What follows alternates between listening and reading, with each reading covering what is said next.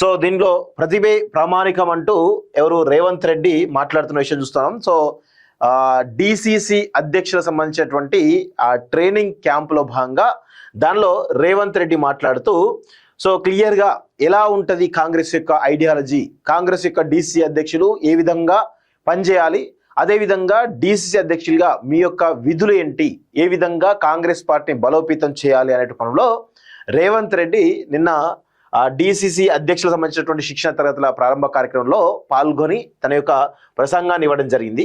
So దానిలో భాగంగా ఒకసారి చూసినట్లయితే కాంగ్రెస్లో ఏ లిస్టులు ఉండవు, ఉండేది ఒకటే మెరిట్ లిస్టే అంటూ చెప్తా ఉన్నారు. కష్టపడే వారికే పదులు, గాంధీల కుటుంబంపై బీజేపీ కుట్రలను తిప్పికొట్టాలి, సర్కారుపై ప్రజల్లో విశ్వాసం పెరిగింది, తెలుగు రాష్ట్రాల డిసి అధ్యక్షుల శిక్షణ తరగతులు ప్రారంభం అంటూ చూస్తా ఉన్నాం. ఇక్కడ ఏమంటున్నారు, కష్టపడే వారికే పదవులు, కాంగ్రెస్ లో ఏ లిస్ట్ ఉండవు, ఒకటి మెరిట్ లిస్ట్ అని చెప్పేసి చెప్తా ఉన్నారు. నేను ఒకటే అడుగుతా ఉన్నాను రేవంత్ రెడ్డి గారిని, నిజంగా కష్టపడే వారికి మీరు పదవులు ఇస్తున్నారా? కష్టపడే వారికి పదవులు ఇస్తున్నారా, లేకపోతే మీ చుట్టూ ఉన్నటువంటి కోటరీకి పదవులు ఇస్తున్నారా, లేకపోతే డబ్బులు పెట్టిన వాళ్ళకు మాత్రమే పదవులు ఇస్తున్నారా? ఒకసారి మీరు ఆత్మావలోకనం చేసుకుంటే మీకు అన్ని విషయాలు కూడా తెలుస్తాయి. ఒక మెరిట్ లిస్ట్ ఉంటేనే మీకు వస్తాయి పదవులు అనే విధంగా మాట్లాడుతున్నారు. అంటే చెప్పేటి ఏమో సారంగ నీతులలాగా ఉన్నాయి, చేసేటి ఏమో ఇక దానికి మీరు పూరించుకోండి. ఇక అంతకుమించి నేనైతే చెప్పలేను. ప్రధానంగా కాంగ్రెస్ పార్టీలో ఇప్పుడు అధికారంలోకి వచ్చి దాదాపు 2.5 సంవత్సరాలు అవుతున్నప్పటికీ కూడా కాంగ్రెస్ పార్టీ గెలుపు కోసం అహర్నిశలు కష్టపడినటువంటి నికార్సైనటువంటి కార్యకర్తలకు న్యాయం జరిగిందా ఒక్కసారి మీరు అవలోకనం చేసుకుంటే మీకు అర్థమవుతుంది. సో అదే విధంగా ఇక్కడ బీజేపీని కట్టడి చేసేటువంటి ప్రయత్నం చేస్తున్నామని చెప్తున్నారు. ఆ విధంగా మీరు చేస్తున్నారో లేదా మీరే తెలుసుకోండి. ఎందుకు అంటే చాలా విషయాలున్నాయి. కరీంనగర్ మేయర్ ఎన్నిక ఒక్కటి చాలు, మీరు ఏ విధంగా బీజేపీ తోటి అంటగాగుతున్నారు, ఏ విధంగా బండి సంజయ్ తోటి అంటగాగుతున్నారో తెలిసిపోతుంది. అంతే తప్ప వేరే ఏం అవసరం లేదు. ఇక ఇంకేమంటారు, 3 తరాల ప్రాణత్యాగాలు, మహాత్మా గాంధీ, ఇందిరాగాంధీ, రాజీవ్ గాంధీ దేశం కోసం ప్రాణాలు ఇచ్చారు. 3 తరాలు ప్రాణత్యాగం చేసినటువంటి గాంధీ నెహ్రూ కుటుంబంపై బీజేపీ కుట్రలు చేస్తుంది, సోనియా రాహుల్పై తప్పుడు కేసులు పెట్టి అవమానిస్తోంది అంటూ చూస్తా ఉన్నారు. సో ఇక విషయానికి వచ్చినట్లయితే మీరు నిజంగా ఈ త్యాగాలను గుర్తించి ఈ త్యాగ ధనులకు సంబంధించినటువంటి విషయంలో మీరు నిక్కచ్చిగా ఉన్నారా లేరా తెలుసుకోవాల్సిన అవసరం అయితే ఉంది. ఎందుకంటే మీరు కాంగ్రెస్లో ఉన్నారు కాబట్టి ఇది మాట్లాడుతున్నారు. రేపు మీరు పార్టీ మారి వేరే పార్టీ పోయిన అనుకో మాట్లాడతారు, ఇదే విధంగా మాట్లాడే అవకాశం ఉంటుందా? ఉండదు. సో ఇక్కడ ఏమంటారు, ఇక చూద్దాం. డిసిసి అధ్యక్ష పదవి అధికారం కాదని అదొక బాధ్యత అని ముఖ్యమంత్రి రేవంత్ రెడ్డి స్పష్టం చేశారు.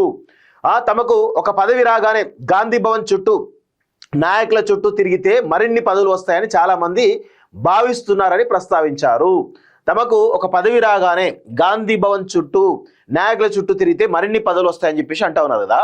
మీరు ఒకవేళ నిజంగా ఇదే విధంగా మాట్లాడితే నేను ఒకటి అడుగుతా ఉన్నాను, మహిళా కమిషన్ చైర్మన్గా ఉన్నటువంటి నేరెళ్ల శారదను కమిషన్ మళ్ళీ ఎందుకు పొడిగించలేకపోయినారు? ఎందుకు అంటే ఆమె శ్రీ చైతన్య నారాయణ మీద పెద్ద ఎత్తున రైడ్స్ చేసి వాళ్ళు చేస్తున్నటువంటి అరాచకాలను దుర్మార్గాలను ఎండగట్టింది. ఆమె కమిషన్ చైర్మన్గా ఆమెకున్నటువంటి విధులను అధికారాలను ఉపయోగించి ఈరోజు శ్రీ చైతన్యలో కానీ నారాయణలో కానీ అక్కడ ఉన్నటువంటి పిల్లలకు, ముఖ్యంగా ఆడపిల్లలకు సరైనటువంటి ఫుడ్, సరైనటువంటి అక్కడ నీట్నెస్ ఉండే విధంగా ఆమె చర్యలు తీసుకున్నది. మరి ఆమెను తీసివేయడం గల ప్రధాన కారణం ఏంది? ఆమెను కొనసాగించే వల్ల ప్రధాన కారణం ఏంది? ఈ విషయాలు కదా తెలుసుకోవాలి. 100కు 100% శ్రీ చైతన్య నారాయణలకు ఈరోజు వాళ్ళ ఒత్తిళ్లకు తలొగ్గి ఈరోజు ఆమె యొక్క పదవి కాలం పూర్తి కాగానే ఆమెకు ఎక్స్టెన్షన్ ఇవ్వకుండా ఈరోజు మళ్ళీ శ్రీ చైతన్య నారాయణ కాలేజీలు ఎగబడే విధంగా వాళ్ళు దుర్మార్గాలు అరాచకాలు చేసే విధంగా పరోక్షంగా మీరు ప్రోత్సహిస్తున్నారు కదా. ఆమె కాంగ్రెస్ ఐడియాలజీని, కాంగ్రెస్ పార్టీ సిద్ధాంతాల ప్రకారం ఆమె కమిషన్ చైర్మన్గా తనకున్నటువంటి బాధ్యతలను, తనకున్నటువంటి అధికారాలను వినియోగించింది. కానీ ఎక్కడ కూడా తన యొక్క అధికారాలను అధిగమించి ఆమె ఏం చేయలేదు కదా. మరి దానిపైన మీరు ఆమెను ఎందుకు ఎక్స్టెన్షన్ చేయలేకపోయారు? సో ఇవన్నీ కూడా ఉన్నాయి ఇక్కడ. సో ఇక్కడ చూద్దాం ఒకసారి. నాయకుల ఇళ్ల దగ్గర పడిగాపులు కాసేవారికి కాకుండా జిల్లాలో పార్టీని బలోపేతం చేసేవారికే ప్రాధాన్యం ఇస్తారన్నారు. కాంగ్రెస్ పార్టీలో ఏ నాయకుడికి దగ్గర ప్రత్యేక లిస్టులు ఉండవని, కేవలం మెరిట్ లిస్టు మాత్రమే ప్రామాణికమని ముఖ్యమంత్రి తేల్చి చెప్పారు. మరి ఇప్పుడు నేరెళ్ళ శారద గారికి ఇలాంటి ఆమె కరెక్ట్ గతంలో కాంగ్రెస్ పార్టీ లాయలిస్ట్గా కాంగ్రెస్ పార్టీ గెలుపు కోసం కష్టపడితే ఆమెకు మహిళా కమిషన్ చైర్మన్ పదవి ఇవ్వడం జరిగింది.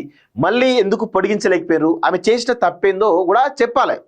సో ఇప్పుడు ఈ విధంగా మీరు ఆమె లాంటి వాళ్ళనే అనగదొక్కుతున్నారంటే మరి వేరే వాళ్ళకన్నా ఇవ్వాలి, ఎందుకు ఇవ్వలేకపోతున్నారు? మహిళా కమిషన్ చైర్మన్గా ఇవ్వట్లేదు. ఎందుకంటే అది ఇస్తే మళ్ళీ ఏమవుతుంది దాంట్లో వీళ్ళు భయపడతా ఉన్నారు. ఒకటి. రెండోది, పార్టీ కోసం నిబద్ధతో పనిచేసే వారిని నిరంతరం పర్యవేక్షిస్తున్నామని, కష్టపడే వారికి ఖచ్చితంగా న్యాయం జరుగుతుందని భరోసా ఇచ్చారు. వికారాబాద్ జిల్లా అనంతగిరిలో జరుగుతున్నటువంటి 2 తెలుగు రాష్ట్రాల జిల్లా కాంగ్రెస్ కమిటీ డిసిసి అధ్యక్షుల శిక్షణా తరగతుల కార్యక్రమంలో శనివారం ఆయన మాట్లాడారు. పైరవీలకు దూరంగా ఉన్నప్పుడే నాయకులకు గౌరవం పెరుగుతుందని చెప్పారు. పైరవీలకు దూరంగా ఉన్న వారికే ఇక్కడ గౌరవం పెరుగుతుందట. అసలు పైరవీలు చేసేదే ముఖ్యమంత్రి స్థాయి నుంచి, మంత్రుల స్థాయి నుంచి, ఎమ్మెల్యే స్థాయి నుంచి, కార్పొరేషన్ చైర్మన్ల స్థాయి నుంచి, ఎమ్మెల్సీల స్థాయి నుంచి వీళ్ళందరూ రేవంత్ రెడ్డి చుట్టూ ఉన్న వాళ్ళంతా పైరవీలు చేయాలా, పైసలు సంపాదించాలి, కోట్లు దండుకోవాలి. కానీ కార్యకర్తలు మాత్రం పైరవీలు చేయొద్దు, అప్లపాలు కావాలి, జీవితాలు నాశనం చేసుకోవాలి, పార్టీ కోసం తమ యొక్క ప్రాణాలను వదలాలి. అంతే కదా. మీరేమో పదవులలో ఉంటారు, పదవులలో ఉండి కోట్ల రూపాయలు, కోట్లేంది వేల లక్షల కోట్ల రూపాయలు, వేల ఎకరాల భూములను దోచుకోవాలి. మిగతా వాళ్ళేమో కనీసం ఒక పైరవి కూడా చేయొద్దు. పైరవి చేసే వాళ్ళకు అతిగతి ఉన్నది మాట్లాడుతూ ఉన్నారు.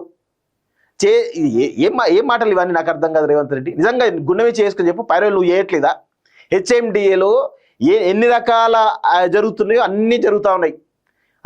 ఒక బిల్డింగ్ పర్మిషన్ కావాలన్నా ఎన్ని కోట్ల రూపాయలు తీసుకుంటున్నారు. ఈరోజు వంశీ బిల్డర్స్ అని చెప్పేసి కాజాగూడలో కడుతూ ఉన్నాడు. గతంలో కేసీఆర్ కేటీఆర్ హయాంలో దాన్ని చదును చేసి వంశీ బిల్డర్కి ఇస్తే దాన్ని కొడువులు ఆపిరు. మీ డీల్ సెట్ కాగానే ఏం చేస్తున్నారు? మళ్ళా వాళ్ళతో డీల్ సెట్ కాగానే మళ్ళీ కన్స్ట్రక్షన్ ప్రారంభించే ప్రయత్నం చేస్తున్నారు. ఇదేంది, పైరవి కాదా? ఇట్లా చెప్పుకుంటూ పోతే వందలు వేలు ఉన్నాయి లెక్కలలో. ఈరోజు వాసవి, ఇక్కడ నిజాంపేటలో వాసవి చెరువులలో గడితే ఇవి మొత్తం టవర్స్ కట్టి ఉన్నాయి, దాన్ని కూల్చేయాలి కదా. ఎందుకు కూల్చేయలేకపోతున్నారు? అంటే ఇది పైరవి కాదా? ఇదంతా ఎవరు చేస్తున్నారు? పైరవి మీ దగ్గరకు వచ్చి ఎవరు చేస్తున్నారు? మీరు కదా పర్మిషన్ ఇచ్చేది. హైడ్రా ఆల్రెడీ దాన్ని బాంబులు పెట్టి లేపేద్దామని చెప్పేసి ప్రయత్నం చేస్తే కూడా దాన్ని అడ్డుకుంటున్నారు. ఇప్పుడు ప్రణో కన్స్ట్రక్షన్లో మీకు 100 కోట్ల రూపాయల ముడుపులు ముట్టలేదా? అది క్లియర్గా ఒక ఉస్మాన్ సాగర్ అంటే చెరువుకి ఆనుకొని ఉన్నాయి కదా, బఫర్ జోన్లో కన్స్ట్రక్షన్ ఉన్నాయి కదా, ఒక నాలాలను లేపేసారు కదా, ప్రభుత్వ భూమిలో రోడ్డు వేసి ప్రైవేట్ రోడ్డు వేసారు కదా. మరి దీని గురించి మీరేమంటారు నాకు అర్థం కాదు. ఇంతనా కొంత సోయుందమ్మా, చెప్పే మాటలకి చేసే చేష్టకి సోయున్నదా? ఒకసారి పొంతన ఉన్నదా? అన్నికి ఇలాంటి మాట్లాడుతూ ఉన్నారు. సో ఇక్కడ ఏమంటున్నారు, పైరవీలకు దూరంగా ఉన్నప్పుడే నాయకులకు గౌరవం పెరుగుతుందని చెప్పారట. అబ్బో, మరి మీరు పైరవీలకు దూరంగా ఉంటేనే మీకు గౌరవం పెరిగిందా? పైసలు ఉన్నోనిదే రాజ్యం, రాసి పెట్టుకోండి. పైసలు ఉన్నోనిదే రాజ్యం. పైసా సంపాదించినోడు రాజకీయాలు పనికిరాడే చాలా స్పష్టంగా తెలిసిపోతుంది. దానికి ప్రధాన కారణం, ఇప్పుడు మీరు ముఖ్యమంత్రిగా ఆదర్శంగా ఉండాలి. మీ యొక్క పార్టీకి, కార్యకర్తలకు, శ్రేణులకు మీరు ఆదర్శంగా ఉన్నారా? చెప్పేటేమో సారంగ నీతుల్లా ఉన్నాయి. మీరు ఆదర్శంగా ఉన్నారా? ఒకసారి మిమ్మల్ని మీరు అవలోకనం చేసుకుంటే బాగుంటుంది. ఏముండదు, అంత ఉత్తముచ్చట.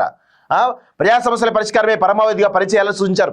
డీసీ అధ్యక్షుడిగా బాగా పనిచేసిన వారికి ఎమ్మెల్యేగా అవకాశం ఇచ్చామని గుర్తు చేశారు. అనుబంధ విభాగాల్లో కష్టపడిన వారికి కార్పొరేషన్ పదవులు కట్టబెట్టామన్నారు.